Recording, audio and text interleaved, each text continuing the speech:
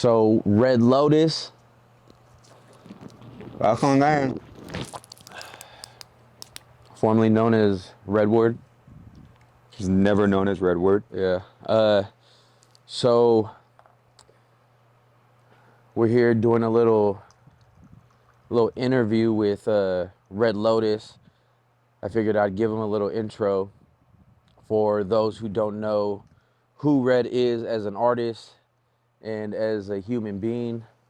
Red Lotus, first and foremost, is a loving father, a loving son, a loving boyfriend, fiance, and on a more artistic side, he's probably one of this era's, I don't know, Picasso.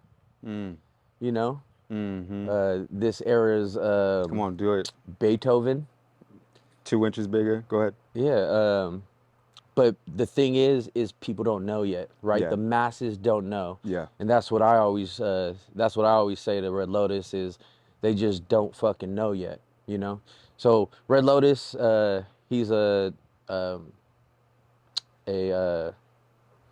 recording artist, a crazy performer, and he's going to be up and coming in, I would say the Bay, but I just think as a California artist, he's going to be up and coming. He bends genres. He does every genre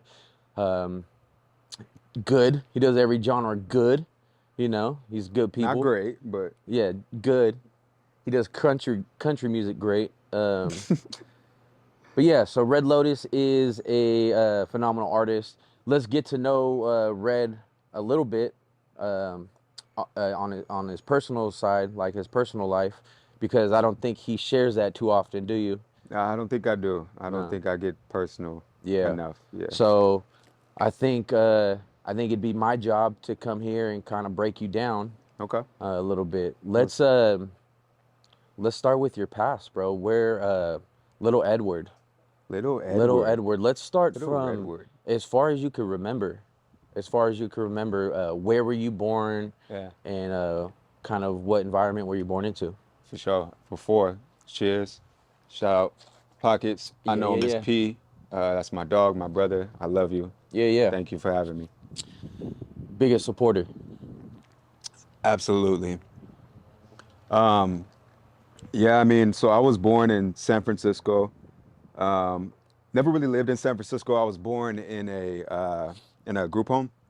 My mother, she was pregnant at 13, had me at 14, and she was, I guess you call it, emancipated from her parents. She never knew her father. Her mother, who was my grandmother, who I love, had a drug addiction and alcoholism. Grew up going to AA meetings with her, and yeah, man, she's always had that struggle. But my mom decided to remove herself from that situation and just, get away. So she lived in a group home in San Francisco. I can't remember the name of it, but I would love to, when I get some good money, to donate to that place and give back to that place, because that's where I was born. Yeah, that's where I was born, man. And so how, from the time that you were born, how long did you stay out in San Francisco?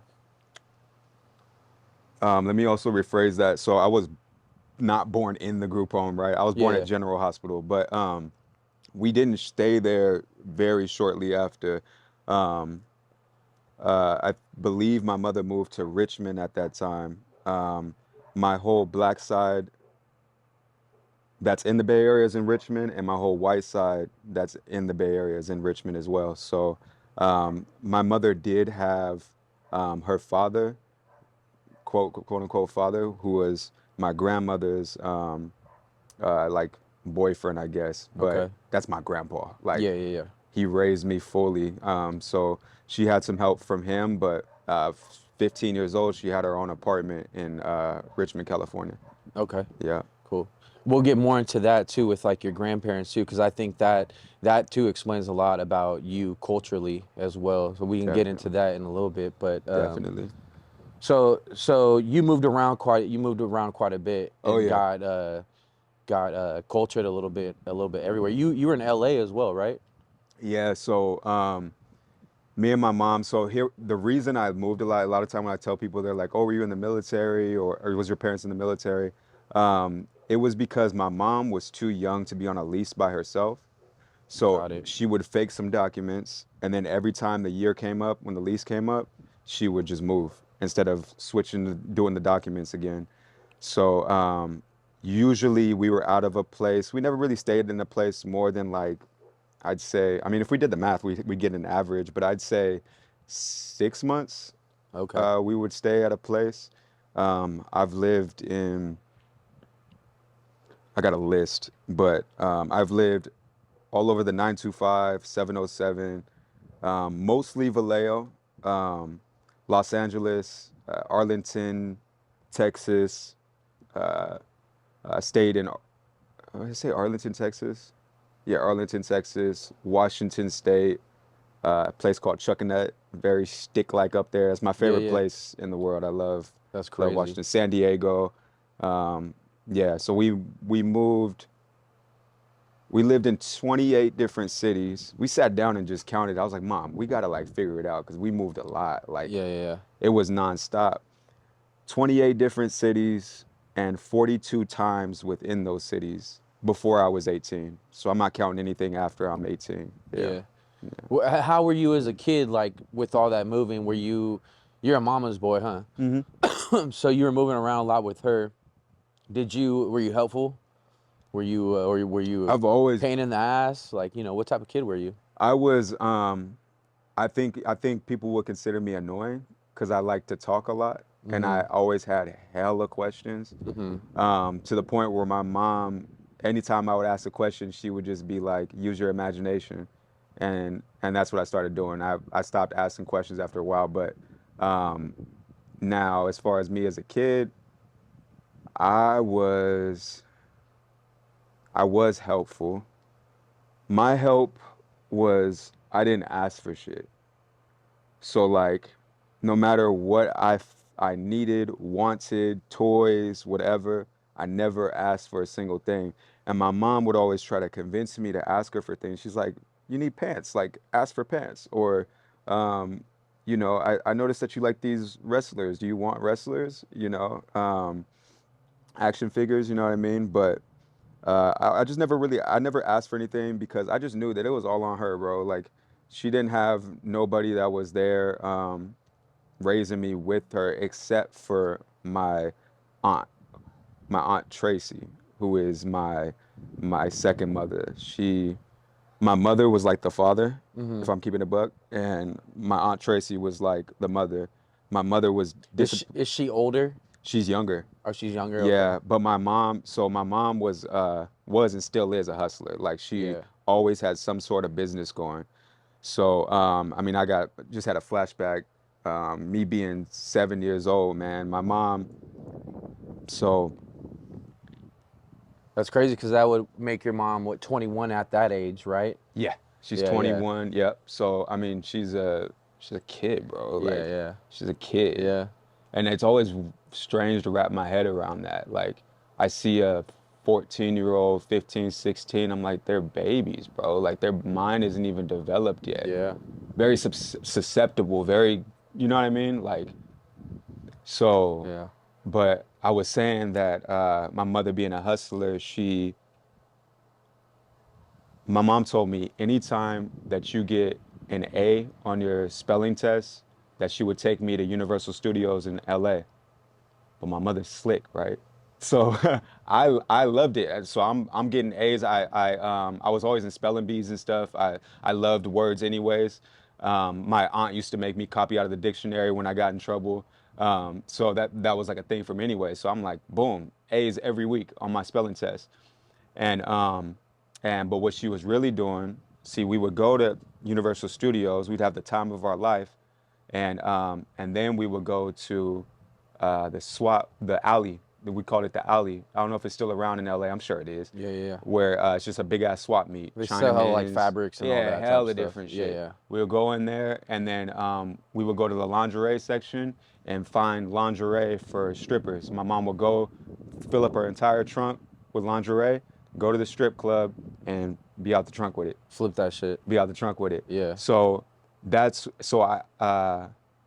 I have a thing for women's fashion because of that. So Yeah, yeah. she would have me choose this stuff. I don't give a fuck how weird you think that Yeah, is. yeah. I know. Anybody listening, but Yeah. when you're a single mother and I have to be with you and you have to make it happen, like there's gonna be some things that you may not agree with, but I'm by her side, bro. I'm Yeah. rocking with her everywhere in any way that she's doing it. You know what I mean? Yeah. So, yeah. So, being 13, 14 years apart from your mom, what was your relationship? And I don't want to fast forward too much, but what was your relationship in your like preteens with her? Was it more of like a mix between a mother and son and like a brother and sister? Did you Yeah. guys have that? Because even now, you guys kind of have that, you know, she's still mom, but you guys have that like very, that your guys' relationship is, I love seeing it, but you guys Yeah. are very like brother sister like Yeah. too sometimes, you Hmm. know? Yeah, no, I get that question too. It could go that way. Um, the thing is, when I was young, my mom whooped my ass. You know what I mean? So it's like you develop a foundational respect Yeah, and never really cross any line. You know what I mean? yeah, So I never had a feeling like I could just be whoever I want to be around her, say whatever I want to say around her, even though we are closer in age, even though she does relate to. Hey, how quick was that that reflex, was bro? quick. It wasn't quick enough, but it Not was quick quick. enough, but that was on point. Let me make sure it's not in frame. Make sure you ask me why I have reflexes like Uh, that. oh, you're good. That was amazing. I don't even think it Great. touched that. No, Beautiful. you're perfect. But what were we just talking about? Your guys' relationship. Oh, yeah, yeah. You know. So, yeah, I never really crossed that line as far as like, oh, she's my friend, or she's never Yeah, really, yeah, she's yeah, always been cool with me, like always understood, like she's young like me, so yeah. we are literally a part of the same generation. Like we might be, right? I don't know. I think so. I Yeah, think we're literally in the same yeah. generation. I mean, she's born in 80 or no, 79, I think, or 78 or something, and I'm born in 93. We might just be like slightly after each other. Yeah, damn, your mom's only like 10 years older than me. Yeah, 14 older than me. Damn. Yeah. So anyways, yeah, I was thinking about, I know what the fuck you were thinking about, bro. so, Move on. so, so, let's talk more about your pops. We haven't really spoke about your pops. Hmm. Eddie Senior, he, you guys look so much alike. It's crazy. Man, it's It's crazy. insane. I have his fucking kneecaps. Yeah, Like it goes that far. that's crazy. Yeah. Um, yeah. So your father passed a few years ago. Our fathers kind of passed around the same Same time. time, yep. Um, let's before we even talk about that, let's backtrack a little bit and talk, you know, about the role that he played in your adolescent life. Yeah. So when I was born, my dad, my mother was in labor for, she says, 3 days. Oh damn. I believe her because she was so small. You know, you're 14, bro. You shouldn't. I mean, they have back in the past, but Well, they don't know what they're. I mean, they're, you know, at that age, what they're, some don't even start going through their cycles at that time, exactly, so they don't know what they're feeling. You know, exactly. so 3 days would make sense. Yeah. And Yeah. then also, I mean, I was 9.5 pounds, bro. Damn, I was 9.5 pounds, bro. that's crazy. Oh my God. I was Oh, small. I don't even want to. Yeah, yeah. But so dad comes up. He's late. He's late. Um, but he came up on the third day from San Diego because that's where a lot of my family is. Um, and he, on his way back, he caught a case, and that case was a 7-year stretch. So I didn't know anyone else to be my father aside from a man named Lacan. And I don't mind saying his name because he was good to me, man. He was good to me. He wasn't so great to my mother, I believe, but I don't remember. I just know stories. Okay. But I just like he. And around what age did his name's Lacan? What age did he come into your life?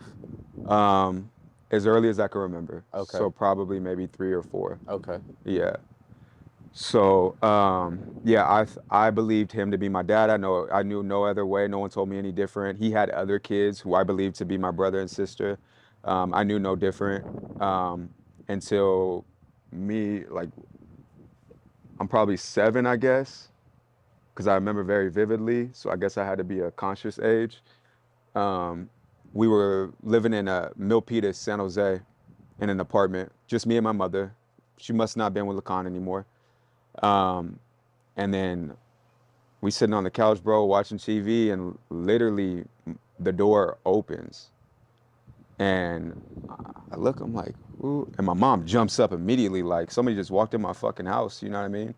And she's like she's seen a ghost, bro, like she's seen a ghost, and I'm like, I'm looking, I'm scared, because I'm like, I don't know this man. My mom's looking like she's scared. He just walked into our house, and he just walks in. You know, my dad, man, he's a dominant motherfucker. So he's not like Yeah. he's not subtle about shit. Yeah. He just Yeah. walk in, what's up? What's up? How you doing? How you doing, Melina?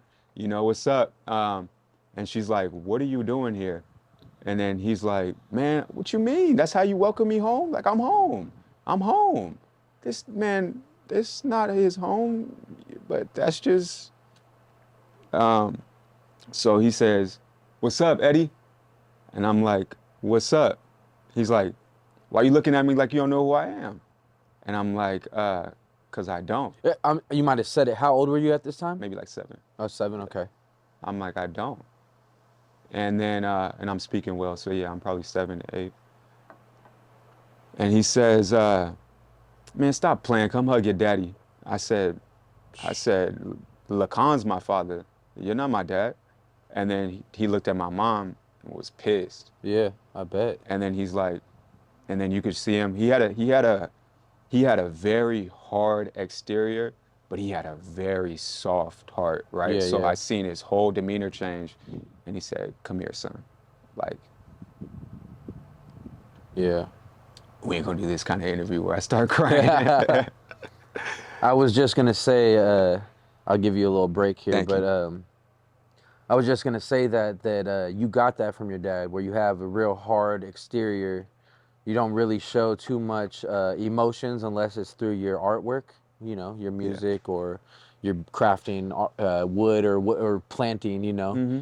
But you don't really show that too often. So you got that from your dad for sure. You got that hard exterior, but uh, Yeah. you can't write lyrics like you write lyrics. Well, like I write lyrics. Um, you know, without having that side to you where you understand emotions, you Yeah. know, and you're an empath. I could tell you're an empath. Yeah. I try not to be, Yeah, but yeah. but you can really fill out Yeah. people's Speaking vibes of and empaths, man, I hate to go on a little spin, but yeah, man, I try not to be, bro. But I can feel people's shit. And I really am aware of it. And I do have like I guess you could say like a field around me that blocks out most of it. uh-huh. Some of it creeps in, but there's some times where I'll let the wall down. That's with you. We're gonna guarantee Uh, you heard it here first. I'm clipping every time that thing falls. yeah. Um, Maybe just a bit like back on the end. I know it's gonna fuck us up. And then I'll frame this real quick. Boom. Um, but yeah, being an empath, I mean, I try to block it off, bro. Just because it's not healthy for me because I'll really feel your shit. Like Yeah, like if like when Rich's knee got hurt, bro, my knee was fucked up yeah, randomly. Like I'll really feel your shit. yeah. And I can't allow myself to do that because I got a family to take care of and I gotta make sure that I'm staying. Look at Red Lotus. He's not only He's not only the talent, but he's the camera guy. I mean, I'm just here to help. That's all I am. Oh, my wife calling. She can't do that. Call my girl, bro. Oh, is her number 707, 703? Yeah, yeah.